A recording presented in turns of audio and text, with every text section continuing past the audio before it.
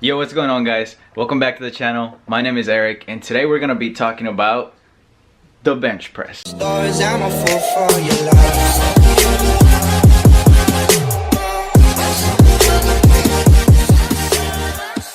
Now, the bench press is personally one of my favorite lifts. It's a very empowering and yet very humbling lift.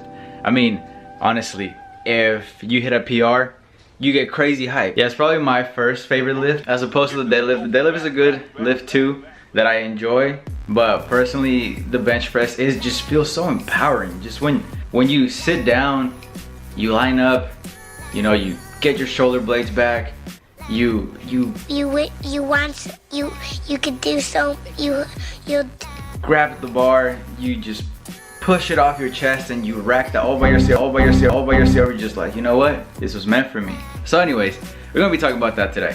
As opposed to the last video I did. Oh, let me show you guys something real quick though. Check this out, guys. So this is a little something that my girlfriend and I were kind of working on. All the artwork is thanks to her, but this is a logo that I'm thinking about making. But the logo's already made. This is a logo that I'm thinking about using on a shirt. Now you can see it has some Japanese writing on it. And the idea behind it is to have the logo on the chest and then have like the actual, like some Japanese writing on the back. It's pretty dope. But anyways, back to the deadlift, right? Back to the bench press. So when talking the bench press, it's really important that one gets the setup right. Let me put it this way. If you don't set up right for the bench press and you don't set your leverages right, you're kind of like handicapping yourself when it comes to bench pressing. I have heard some people mention that the bench press is a full body movement. Essentially what they were trying to say is that in order for you to get the most out of a bench press, you kind of use your whole body as a leverage. If we start from the ground up, it's like important that you get the setup on the feet right. You can either set up your feet flat on the ground or you could have like just your toes touching. Now, which one is better? I think it really comes down to comfort and how much flexibility you have. I personally like just using like kind of like my tippy toes, if that makes sense. It makes me feel like I have more of a driving force. It's kind of like what I've seen most people do, but I've also seen people that bench like 400 or 500 pounds just have their feet flat on the ground. So I really didn't find anything that said one was better than the other. The next thing to really take care of is that slight arch in your lumbar spine. I've seen tons of people, and I mean like tons of people, that will get on the bench press and try to bench press with their back flat on the bench. Now I understand it's called a flat bench press, right? I think that's what some people call it. But the name's not locked into how you should do the movement, if that makes sense. In the clip, you might not be able to see because of my shirt, but you're supposed to have a slight arch on your lumbar spine. That's like the lower, like your lower back. We'll call it that for simplest terms. There is people who over exaggerate that arch. It's not the best thing to over exaggerate it for obvious reasons. You're putting a lot of strain on your back. You're trying to force it into a position that it naturally can get into, and especially when you're under load, the risk to benefits don't really add up. Like, are you gonna risk injuring your back to be able to get like another 10-15 pounds out of a bench? I don't know, it's up to you. So you got your feet planted on the ground, your lumbar spine is slightly arched, boom, right? Things are great.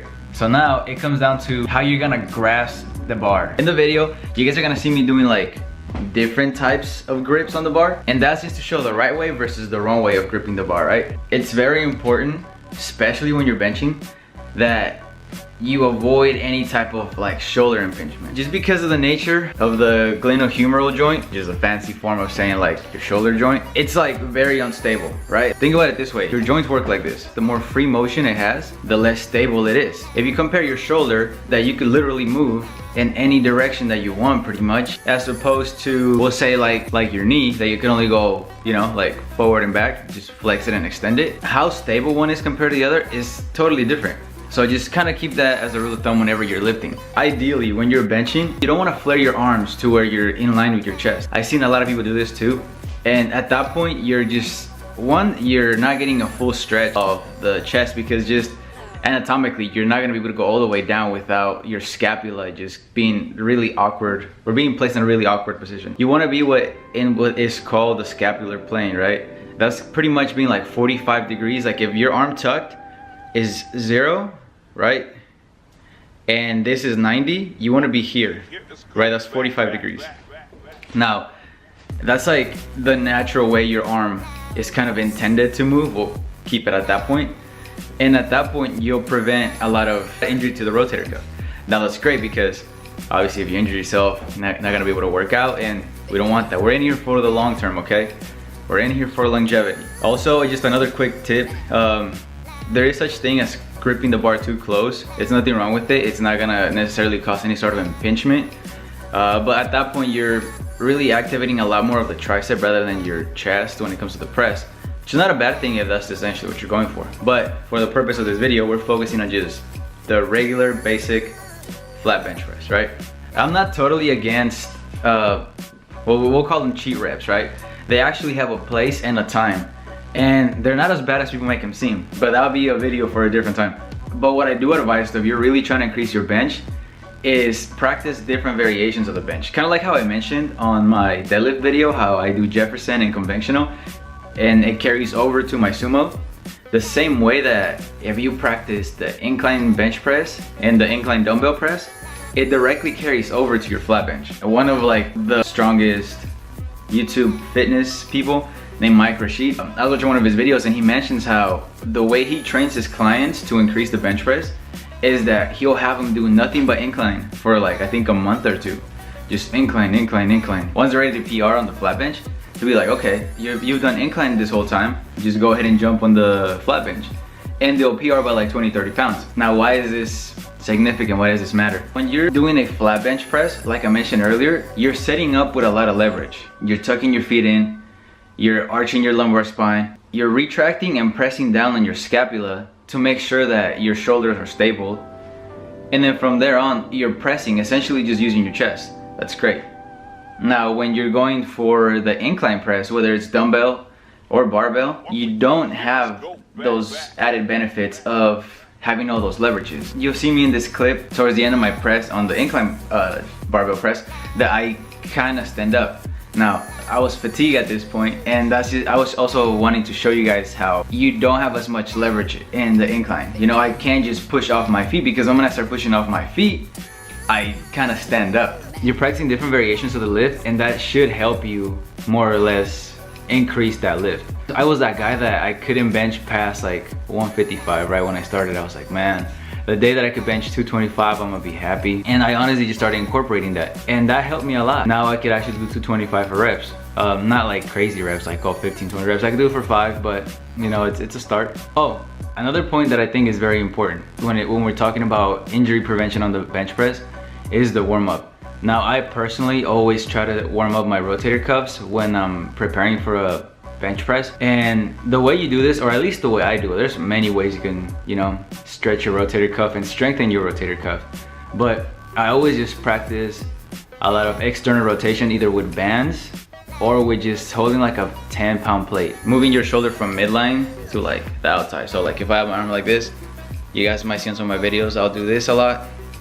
Or I'll have my arm like this, and I'll do that. And that's simply just to warm up the rotator cuffs.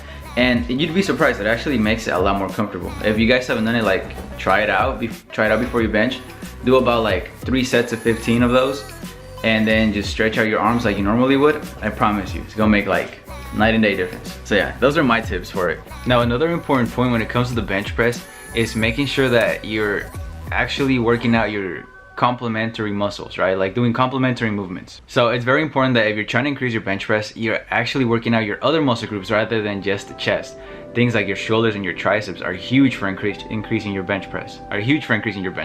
In this study by the Journal of Strength and Conditioning, they actually realized that when they were studying 20 healthy males during their bench press attempts of like, I think it was like 60, 70, 80, and 100%, they noticed that when they were going for their 100% effort, the major muscle group went from the chest to the shoulders. What does that tell you? If you don't exercise your shoulders, and if your shoulders are not properly developed, you're essentially handicapping how much you could really press. Right? Yeah, so another study by the Journal of Strength and Conditioning also mentioned that in a study where they try to measure how quickly some subjects could gain muscle mass and muscle density, we'll call it that, realized that subjects who were training at 100% effort and kind of like avoiding the stretch reflex out of bench press were the ones that were actually increasing 1 rep max faster than those who were just going through the motion of the movement, you know, just ripping it off your chest.